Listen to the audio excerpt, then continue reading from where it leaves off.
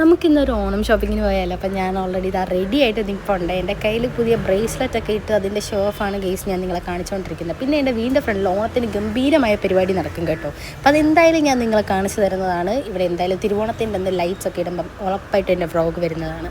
എന്നിട്ട് നമ്മൾ ഓട്ടോയിൽ കയറി നേരത്തെ എങ്ങോട്ട് പോയി? തിരുവനന്തപുരത്തിൻ്റെ ഹൃദയം എന്ന് പറയപ്പെടുന്ന കിഴക്കേക്കോട്ടയിലോട്ടാണ് നമ്മൾ പോകുന്നത് ഗൈസ്.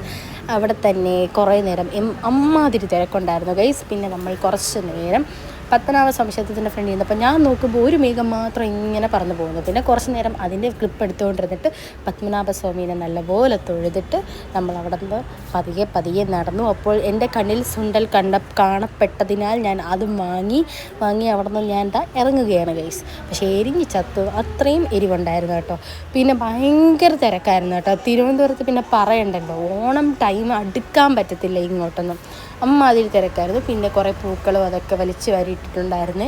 പിന്നെ നമ്മൾ പഴവങ്ങാടി ഗണപതി ക്ഷേത്രത്തിൻ്റെ ഫ്രണ്ടിൽ നിന്നിട്ട് ജസ്റ്റ് ഒന്ന് തൊഴുത്, അകത്ത് കയറിയില്ല, ജസ്റ്റ് പുറത്ത് നിന്ന് തൊഴുതതിന് ശേഷം വീട്ടിലോട്ട് പോവുകയാണ് കേട്ടോ. ഞാൻ കഴിച്ചെല്ലാം കൂടെ മത്ത് പിടിച്ചിരിപ്പുണ്ട്, അതാണ് അങ്ങനെ ഇരിക്കുന്നത് കേട്ടോ.